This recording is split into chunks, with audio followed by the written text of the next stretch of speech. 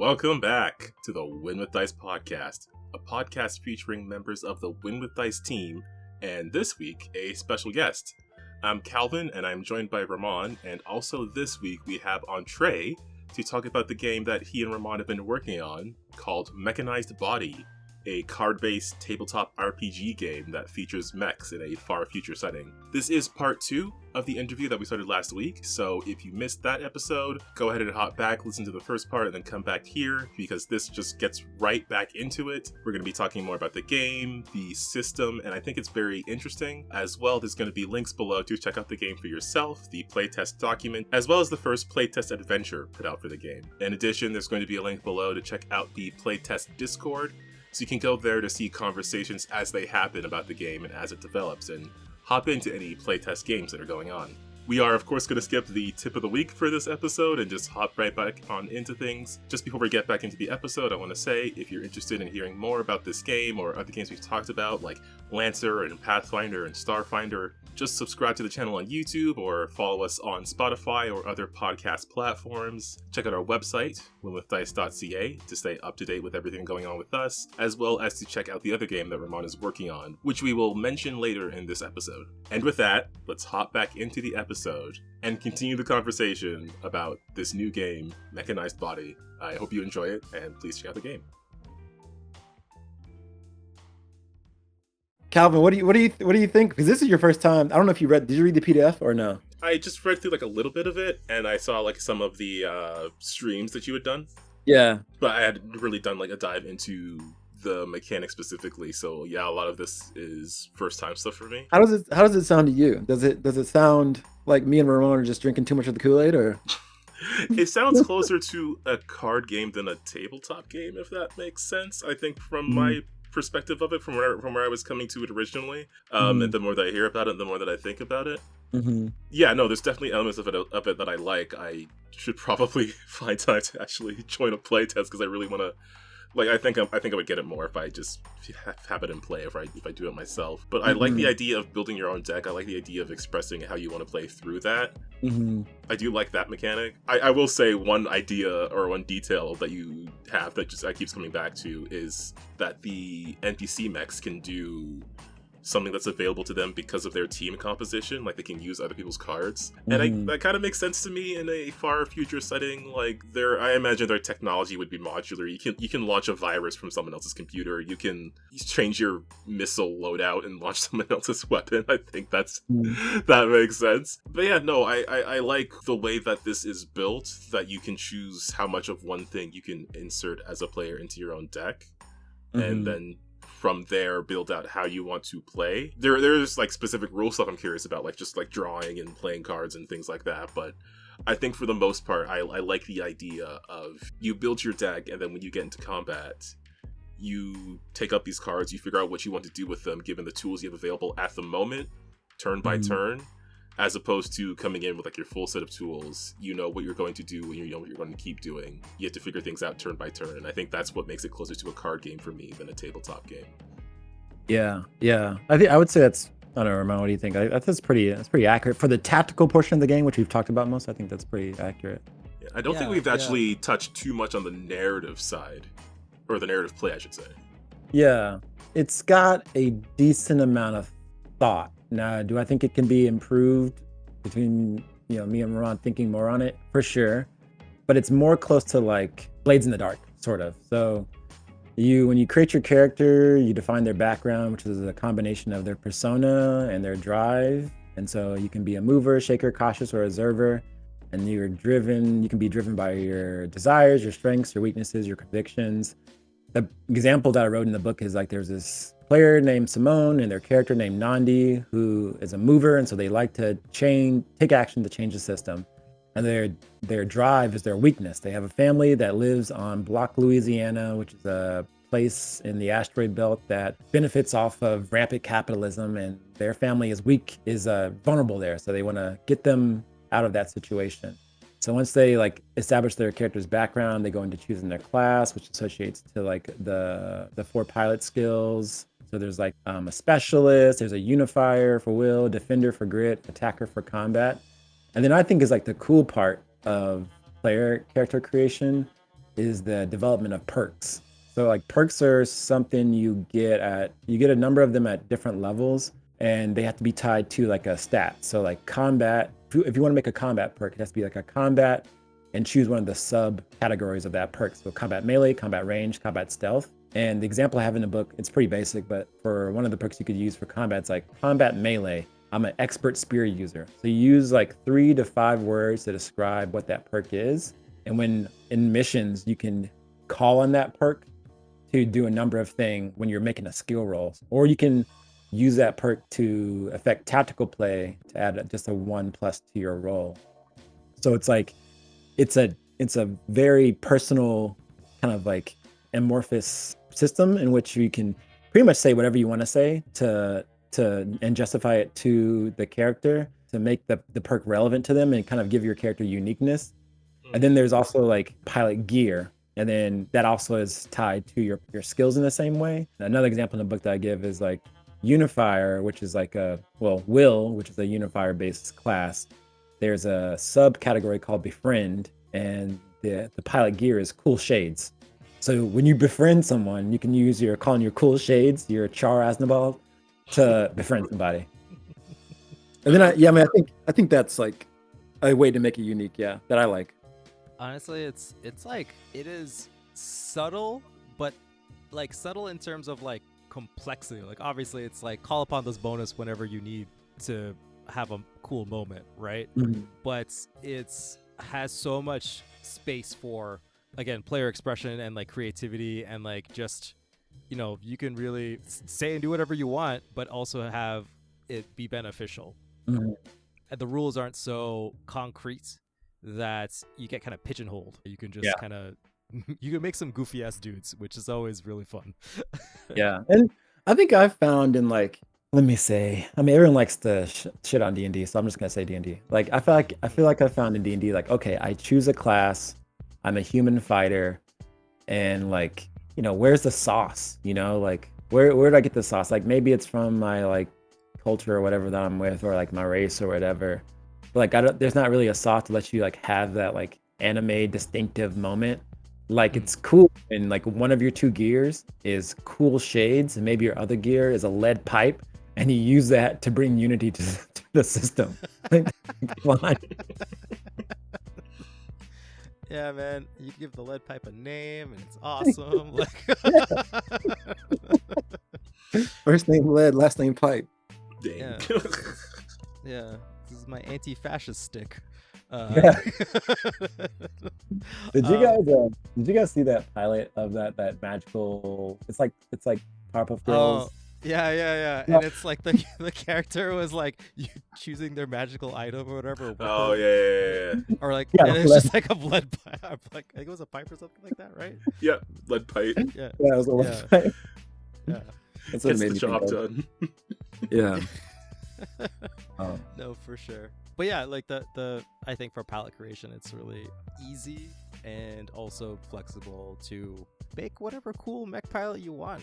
Make them all quirky and have all these feelings. Like, but the coolest part actually is the 2 questions of like what kind of like how do you affect the system? Like what's your stance on it, and like what drives you to do the stuff that you do? I think often we come at it as players and justify it afterwards. Like we're like mechanics first a lot of times. Yeah. Like, oh, I want to play a cool dude with 2 guns.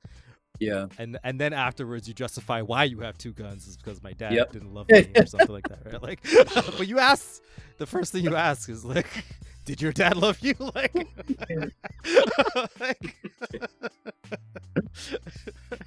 This kind of reminds me of Kane in that way. Yeah, right. Oh, like, yeah. Those hard questions. Like, yeah, are you real? Like, like I don't know. Yeah. Well, I like narrative systems like that though. Like it lets you kind of just be yourself. You know, like most people, well, not most people. Maybe I'm just saying that because I'm old. But like, I feel like most people have like are very familiar with TTRPGs by now. Yeah. And so like they know how to play them. So like you just want something that lets you show that, yeah, I'm pretty good at this hobby. I know how to imaginate real well. Let me imaginate. Yeah, give me some space. Take off the training wheels. I wanna fly. You know what I mean? Let me fly. Put me in coach. Like, Yeah. The other stuff too that we didn't talk about for the narrative stuff, it's like, as Ramon was saying, like we operate off of like a 2d6 system, and so when you're making skill rolls, they can be challenging, daunting, or risky, and then the success scenarios narrow the more risky and dangerous the skill gets. So like if a challenging roll, it's above easy. Easy you don't have to do a roll for. So challenging roll, you roll 2d6 and you only fail on a 1 where you have like total, nothing goes your way. But then on a risky roll, which is like 2 levels up, you fell on a 1 through 3. So the likelihood increases. Also does the failure scenario where you could take a lot of stress and gain an injury, and that could be bad because that could lead to your death. Mm-hmm.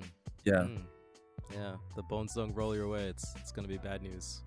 They really don't. One thing I was thinking about too today as I was like biking home, I was like, I don't think I included a way to like remove injuries. So like injuries are like if you exceed your stress cap as a pilot, you gain an injury, and every time you gain an injury, you roll a d20 and you add +5 for each injury you have, and if you go over a 25, you die immediately.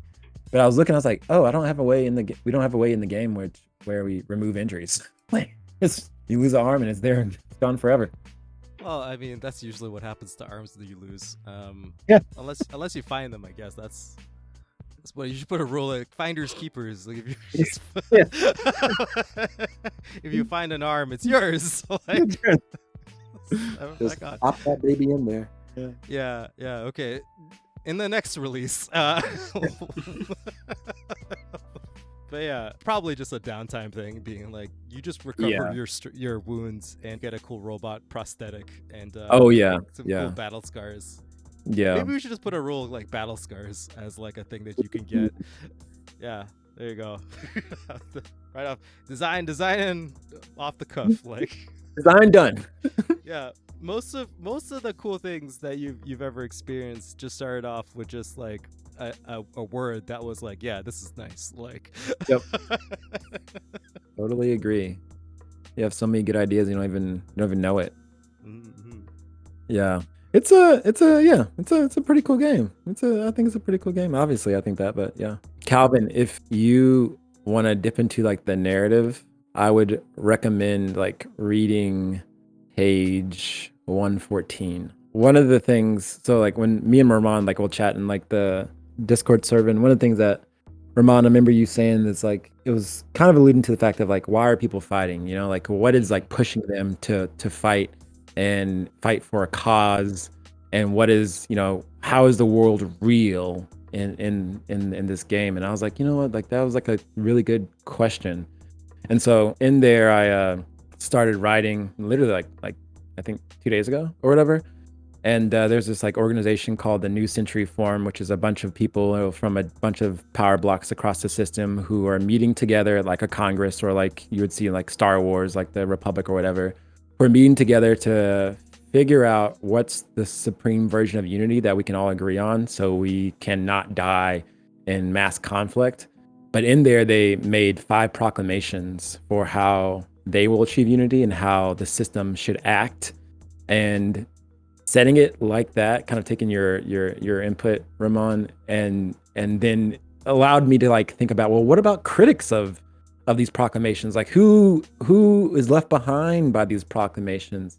And it led me to like write this one line that I really like, and I'll read it. It's really short. But critics of the proclamation state that the New Century Forum has done is create a pressure cooker, locking in the murderous and the virtuous together in the same room, giving one a voice and one a knife, stating plainly, figure it out. That's like, that can lead to so much. That can lead to a lot of drama. Oh God, that's so right. It's kind of wild, yeah. Because like one of the proclamations is like, so like going back to what I was saying like earlier, like the people found this monument on Pluto. In addition to the warning of achieve unity or die, Elysium of Sciences came out, and they were able to figure out quantum energy transfer. so they could power machines on Pluto with the rivers on Earth. And they could also figure out like how to like just move beyond the system. But they know that if you go beyond the system, you just keep fighting because you're not at unity. And so one of the proclamations was like, we're not going to travel outside the system. We're going to figure out all our problems. But that's the pressure cooker. It's like, fuck, like I can't run from my neighbor who wants to take everything I have. I have to talk with them, but they have a knife. what am I going to do? Exactly, right? Yeah, that's the glue that binds us all together. Yep. Right. It really feels like, honestly, it's a little bit poignant at the times right now, but it feels like we're so close to utopia, but it's like if we could just figure out this one thing, right, which is like, you know, really working together, then all of our problems could be solved. But that's just not how the world works. And I think that's where, you know, I don't see as like grim, dark, or gritty or whatever like that as the amount of death that's on the screen or whatever that you're seeing, but it's more like how real the problems are and how the answers aren't very easy to find, right, and implement. They're heroes, but like, you know, everyone's hands bloody at some point, right? So I think that the setting itself asks the players like who are they and why they think they can make a difference, and that's super dope. And out of context, I feel like a lot of like, you know, creative folks or whatever, like I feel like you do the best of your writing in dire situations. Like when things all good and like feels good, like, oh yeah, like things are kind of going my way politically or like, you know, in the world or whatever, like you know, I don't have a lot of inspiration. But for me, like when things aren't going my way, I'm like, fuck, how do I write my rationale? How do I write my thinking out of this? Because it's hard, you know? Yeah, for sure. I mean, I don't know, dude. You come up with sick lines like like fucking we put all the virtues and the murders together. You know? Like I'm like, whoa, what the fuck? Yo, calm down, dude. Trying to play fucking cards and dice, man. Calvin's like, oh, I thought this was a card game.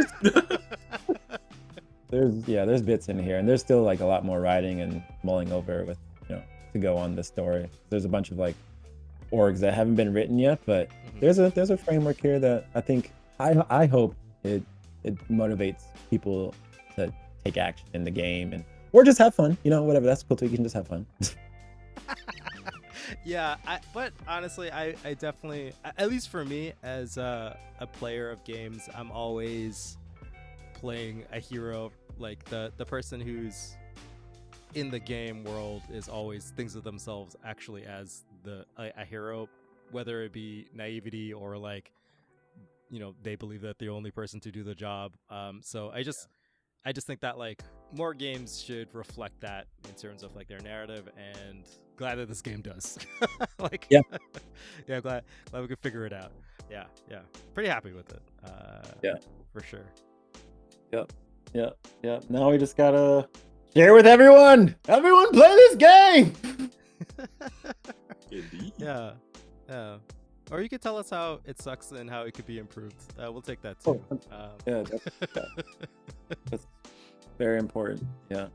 And yeah, I mean, we've set up like a Google form and to take feedback, and yeah, we're just open to all types of feedback. Yeah, I was distracted by the narrative section. I was like, these bars are too good. I can't read and talk, but yeah, I think it's an interesting setting. So like the players, I guess, so where did the players come in then? Like, is their job then to be part of this unifying force? Is that like a requirement for their story, or can they just be whatever they want, or is that like just a suggested line for them to follow? Like, where do the players come in, I guess? So the way that the narrative set up now is that the players work for a decentralized cabal of people who seek to achieve unity called Mason. And it's not really well described about the hierarchy of MasonNet. It's just the fact that it hires masons to go out and build bridges or destroy them in the name of unity. So that's a euphemism. That's like, they're not actually like out there building bridges and shit, but they're like, it's a euphemism for like the bridges that build us, bring us together. Their job is to go out there and do that, and that is their only job. So it's to intercede in brewing conflicts and avert the coming of the second humanic filter or the second mass extinction event of humanity. So they're sent to different places. They're requested by other organizations like the Ogun Tribal State or the Compound Alliance Triad to go intervene in things. And it's a way in which a game operator can just automatically justify a combat being worth their time. That yes, you're being sent here because there's disunity. Now bring the unity by destroying the other person, or talking to them or whatever. Yeah. Mm-hmm. Yeah. I mean, you did build a deck full of "I'm gonna shoot you real good," so usually there's violence involved, but sometimes there's talking too. Like. Yeah. Yeah. Yeah. So no. Yeah. Masons. So again, they can be pulled from like all walks of life, right? Mm-hmm. The idea is that they're like the group that you're with doesn't have to always be the same group of Masons. You guys are called upon when you're needed, or you can build out like a quest list or something like that of just like, we need help. Like here's the help, like all of the people that need, or situations that need your assistance, right? It's super flexible, which I really like. And I don't know, more and more I'm like, I want more just like villain of the week scenarios where it's like less like a big overarching nonsense, more like you're just really cool dudes doing cool things. Like same like we want to get to the cars, we want to get to playing our cars and doing the thing, like, and feel justified in doing it. Exactly, right? Yeah. There's what is this one thing about? Yeah, there's the Masonnet descriptions on like page 115, Calvin, and you can read like kind of like the history of Masonnet, but they're kind of like, to me, they're kind of like specters in Mass Effect. Like they're imbued with authority and imbued with skill, and whatever they do is justified because it's for the right cause. Or they're like, if you've watched Gundam 00, like, okay. Yeah. So sorry. Yeah. No, go ahead. That has been like, since I saw, like, that's just been in my head since I saw the phrase "achieve unity or die." That has been, Gundam 00 has been in my head the whole time. It 100%. I think the flexibility of the story and the system we built is like, it allows you to have, what's that motherfucker from Gundam 00 who's like, was his family, he was raised to be a terrorist by Ali Al. Yeah, Setsuna. You can make your Setsuna, like you can be like, my perk is that I got cool hair and dead eyes. And I can do whatever I want with my cool hair and dead eyes. And I can build my MB how I want. Yeah, that might be why the narrative stuff is kind of pinging for me, because that 00 is kind of one of my favorite Gundams. Just because I like the idea of it so much, and I think it's interesting that it's expressed here because you have, I guess as a tabletop RPG you might have some more options, but you are tasked with being this unifying force. You're tasked with like trying to bring peace to the system before humans are able to expand outwards, and you can decide how you want to do that. If you want to do that with peaceful negotiation, but more likely, and because you have the tools to do so, it is more likely going to be through violent means. Yeah. And I like the internal conflict of that. Like your end goal is to create a more peaceful situation for a larger number of people. But in the interim, the way to do that, you have to insert yourself into conflict with that smaller group of people. Yeah. Yep. For sure. And I think sometimes, people do need like more justification for conflict. And so like, I think compulsory, we put one in here. It's like, there's this group that broke off from the major production company, the Compound Alliance Triad, and they adopted a Earth first ideology, and they launched from Earth with their fleet and called Unity to an unknown destination. And so MasonNet rallied all the Masons in the current year of the game to go stop whatever the hell they're doing. That's just a prompt, like you can just completely ignore that the whole time, and the playtest adventure does. But that's like another way, like, okay, there is a mounting threat, and they could go anywhere in the system. They could be leaving the system, and we can't have that because they'll just come back and we'll be a big war. Yeah, exactly. Right? Like, I like that there's so many threads everywhere. And it's, as fun as it sounds, like, it's a smaller world versus, like, Lancer or something, because Lancer's, like, the entire galaxy, right? Like, go anywhere and do anything, fuck around and find out, really. If there's a jump gate or whatever, then you're good. Yep. But, like, I like the fact that it's so much home. like you could just be, like, I don't know, fighting, like, in England, right? Like, that's where it is, right? You're, like, fighting next to Big Ben because it's still there somehow. It didn't get blowed up, like, until you show up, and then you finally put it out of its misery, like. What did you say earlier about the giant mechanized buildings? Big Ben is one of those. Oh yeah, my bad. I forgot. That's why it's still there. And then you know what? It's basically just G Gundam, right? Where everybody's just kind of in costumes. You got the sombrero mech. Master! Oh my god. Yeah, actually, that'd be pretty funny if you made Big Ben one of the forts, and then it just gets up. That would be hilarious. Yeah, there you go. Free ideas all around. Oh my god, that's hilarious. Every time the clock strikes in one, a giant laser comes in. Yeah. Yeah. So, I mean, I guess in terms of, like, future expansions, like, definitely are, like, a bunch of descriptions that need to be filled out, some more packs to be made, more setting stuff to be written, I think, and any changes that are, like, glaring that all the cool playtesters out there who are definitely playing this game, let us know that we should probably fix immediately. Yep, for sure. So do you see people playing this more like... Oh, sorry, go ahead. No, I was saying all the gigabrains that, I'm not a gigabrain, please flock to this game. Yeah, we definitely need you to, like, find the crazy infinite loop so we can not let that happen. Yeah.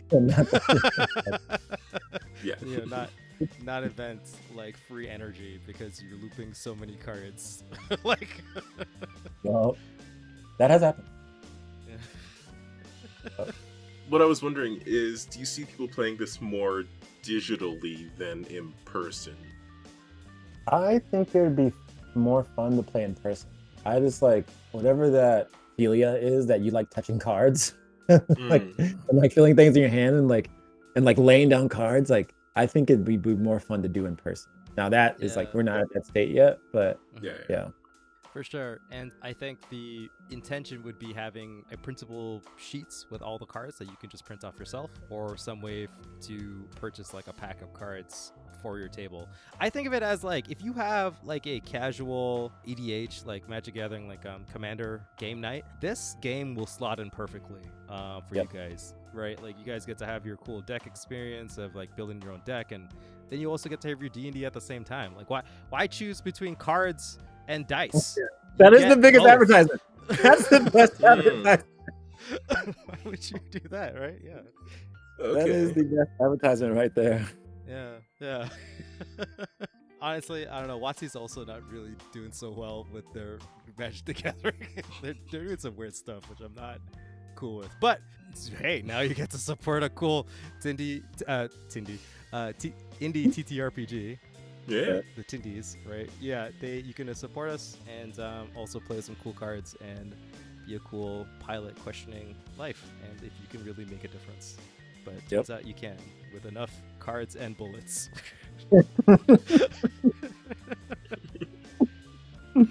Exactly. Yeah, I mean, I kind of just want to read through this section on my own, and I'm probably going to do that after we finish recording. But yeah, I think there's some interesting ideas here, right? I would love to see what people do with this. And same for the game itself. Again, it feels more like a card game to me. And I would like to see more of how other people play it. And, probably try it myself at some point. I think Bring it on. There's a Discord. I'm pretty sure I'm in the Discord, so... Oh yeah. You're in the yeah. I was gonna run a game tomorrow, but I actually have an in-person group that I tried to get them to play Lancer, and they were like, "No, we want to play D&D." I'm like, "There's no freaking way I'm playing D&D, so you choose something different." If I'm the one GMing, so I sent them Icon, and they're like, "Oh That's yeah, a this is kind of cool." that's a healthy middle ground, I think. Like Yeah, that's yeah, the Tom Bloom fantasy game. That's yeah, basically where we're meeting. But you're like, yeah, I want to play a cool game with nice, tight tactical rules as well as fantasy swords and nonsense. But yeah, I yeah. don't know, man. Everyone's hung up on D&D. They should do something else. They really, yeah, and it's a bunch of first time role players too. I'm like, all right, I get you guys watch the movie. Now you're bored, and now you want to play D&D. But let me tell you, objectively, there's other stuff that's a good entryway too. Yeah, yeah. I think that lots of people who are like heard of D&D or like watch the movie and stuff like that, they actually just want like Fantasyland nonsense. Yes. They don't actually care about the rules. Yep. Like they could care less about the rules actually. They just 100%. want the swords and the dragons and the gold and the fun banter and the bards hitting on people. Like that's really what people want. 100%. So you could just find a better system and you don't have to play D&D. Like they don't need your money anymore. Like They really don't. They really don't. And I think I find that like they actually when they're like, playing, so say a group does play D&D, say we didn't play D&D, they'll be like, fuck, these rules are getting in my way of my fun. Like, why can't I do the thing I want to do? Like I've found that to be the case with like early D&D, because like they have this vision in their head that's like, I'm gonna cast a spell and send it across the continent of Asia, and like, no, bro, you can't do that. You can send it 3 feet in front of you. Yeah. Or like, the worst part is when you have somebody who can do a lot, and so they believe they can do a lot, but they don't actually read the rules very well. And then they say like, I'm gonna do this, and it's like, actually, bro, you don't have enough actions to do that. And then they're like, what the fuck's an action? Like, what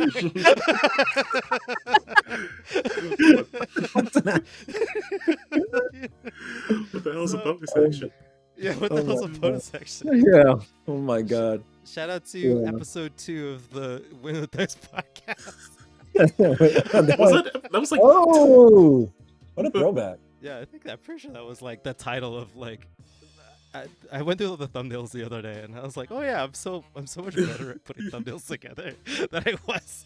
Yeah, it was like, "What the hell's a bonus action?" I think we were talking about D&D and how you play D&D for the first time, and you're like, "I actually had no clue what this was." I still kind of don't know what it is. It's like almost free, but it's still, you only get one, but it's like kind of like a little additional to the action that you're doing. It's a bonus action, right? But you don't know what to do with it, and you feel bad if you miss. Yeah, you go back and you I don't want to be too mean, because I feel like every time we bring up D&D, it's always something negative. I know. We all love D&D for getting us into the hobby. It was my first TTRPG, so. Yeah, that's fair. But I don't know. I think that I came in through Pathfinder, so yeah, I can do whatever I want. Has no clue. Yeah, has no clue. but also like kind of going back to like a card-based tabletop role-playing game, like you know what you can do because it's in your hand and you can read it, and so you don't have any like false illusions of what you're missing, what you're not doing. Like the best thing you can do is you're staring at it. I think that's kind of like, it helps with expectations and stuff too, I feel like. Yeah, actually that's a really good point. Like you have that focus, like that shortened rule that just sits right in your hand. Like, people playing with spell cards, having those rules specifically set aside and described in something small they have on hand. Yep. Yeah, that was a good point. Oh my god, I found this episode. What the heck is Passion this me? That is funny. I'm gonna watch that. It feels like I don't think that good. We appreciate. I appreciate every fan that stayed with us from like episode 1, but like, damn, bro, we've gotten better, which is just natural. But like, I don't know. Yeah. Yeah, you guys have. Yeah. Oh, congrats to you guys with 1,000 views. That's fucking great. I mean, some subs. I mean, Yeah, it's real cool. Yeah, appreciate everyone subscribing. It feels good. Feels like we're going in the right direction. yep. But Yep. at the risk of making this like 3 episodes,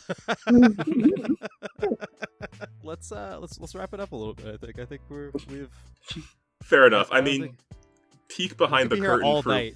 Actually, like so. we really could. Yeah, I mean- peek behind the curtain for listeners. We are at like 100 minutes of recording, so you are probably hearing this as a 2-part episode. Oh my god!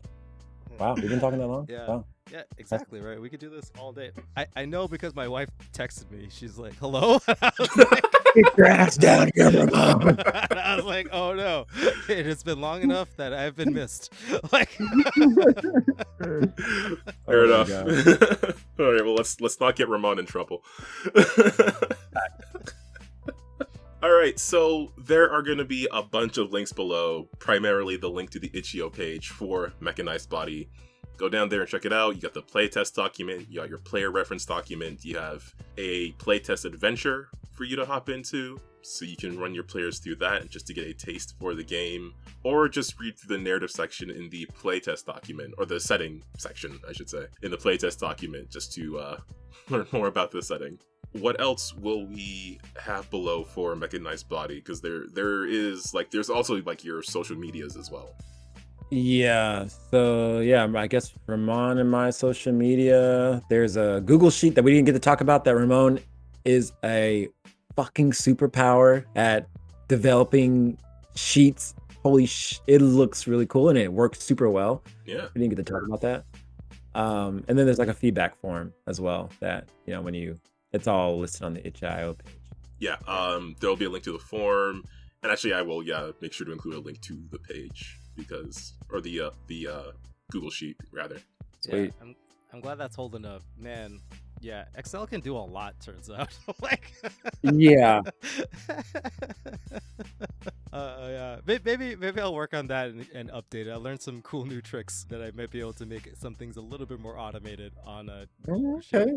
on the next release. I'll put that together. But thanks for listening 2 weeks in a row, because I know you do, cool listeners.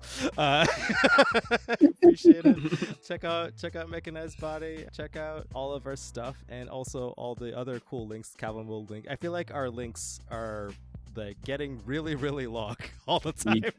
Yeah. We keep meeting too many cool people, and we also just want to promote all of their things, so it just keeps growing. Maybe we need to have like a link tree or something like that. Oh, also, I don't. Let's also shout out Project Versus, my game that I'm working on. Yeah. That's still a thing.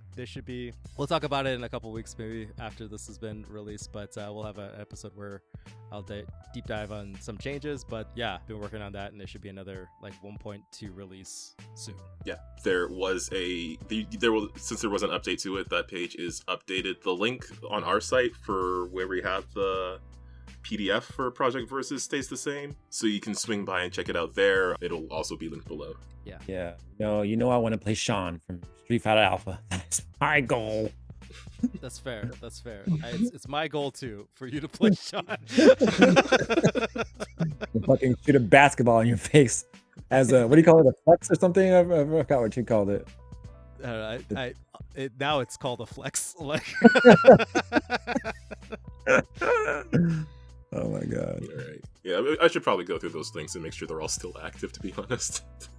I think I'm it looking works. at your website. Because we have a whole bunch of people who have done Lancer stuff linked below. So if you're into the Lancer RPG, there's a lot of awesome stuff down there. As well as other channels like Vault Companions, Untold Stories Project. Actually, I think people should definitely check out Untold Stories Project, because not only, I think City of Destiny will be back the week this episode is out, or the week prior, since this is a two-parter. But also, my badass normal superhero Bowman got mind controlled, and I had to face the rest of my incredibly super duper powerful team. And you know what? My goal was to only last one round, and I will say I did pretty good. Nice. For a guy who just has arrows against like some of the most powerful magic wielders in the world and the fastest speedster in the world and a goddamn crocodile man who could jump on top of a building in one leap. I lasted a while. So yeah, shout out to me and my dice. Shout out to me. Shout out to other people rolling a nat 1 trying to not get knocked out by my arrows. Go Bowman, the greatest of all of us. So yeah, shout out to Untold Story Project. Definitely check them out because there's also some cool stuff coming up that I think people are gonna be really excited about. Is there anything else we have to shout out? I don't think so, but we should probably do like all the things that we thought were cool in our links episode one day. Like we probably have enough to just kind of recap of all the people that'd be a fun episode. That'd be a fun episode to just kind of go through being like, remember when this happened? We talked to this person. We should do that. Oh, that's good. That should be like at the end of the year. Where these are the cool people we actually talked to. Like a recap of like the podcast. We'll do that. I'd love that. Yeah, actually, it would be a good idea to have just like a list of links at this point, because then that would make it easier to share. Okay, this is too inside baseball. Well, if you made it this far, 2 weeks in a row, thank you so much, and I hope you have a wonderful day. Like, for sure. All right. Well, Trey, thanks again for coming on. Again, we will punch your card. It's not enough for the free parking yet, but I think you get a free sandwich. Need it. Well, for all of our GMs and players out there who will achieve unity or die, just remember to keep on winning with dice, and we'll catch you next time. Bye, guys. Bye.